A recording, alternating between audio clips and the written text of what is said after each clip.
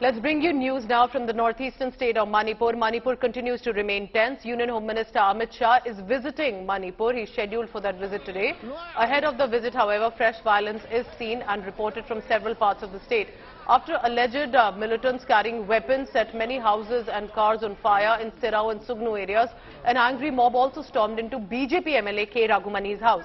Manipur Chief Minister N. Biren Singh on Sunday claimed that around 33 terrorists have been killed by the armed forces during retaliatory and defensive operations. He's also mentioned that Kuki militants, according to him and the government, are behind the recent attack of arson and violence that have taken place. Mr. Amit Shah ji is coming to Manipur for the 3 days.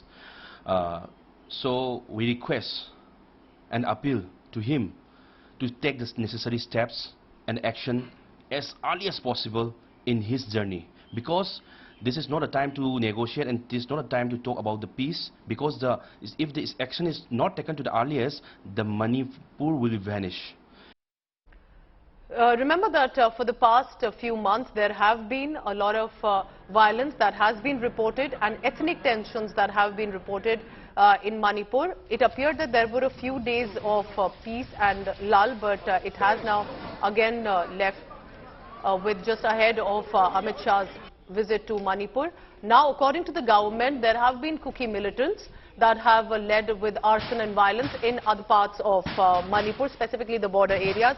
Remember, the violence actually started after there was a tribal march that was being taken place against the Meiteis getting the scheduled tribe status as well.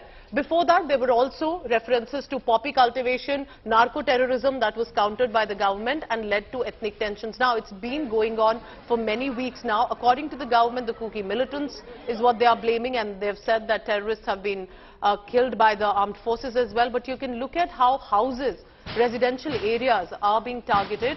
These are ethnic tensions, and there will have to be confidence-building measures that will have to put in place between the Meiteis and the Kukis specifically at a time like this. The situation is not looking good. Internet has also been curtailed for the past few days.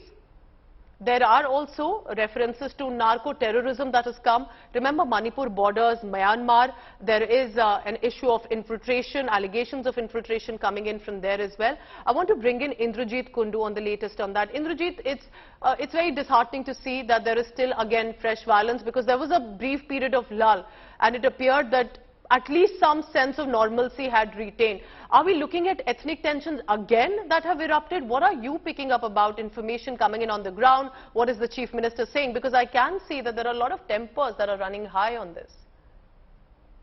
Well, the situation is extremely volatile, Pooja, on the ground. Yes, passions are running high, and therefore there is a need to, tone down the rhetoric from both sides who are involved in these clashes. As you said, that there has been long-standing, fissures between the tribals and non-tribals, something that has now come to the surface ever since, the first week of May.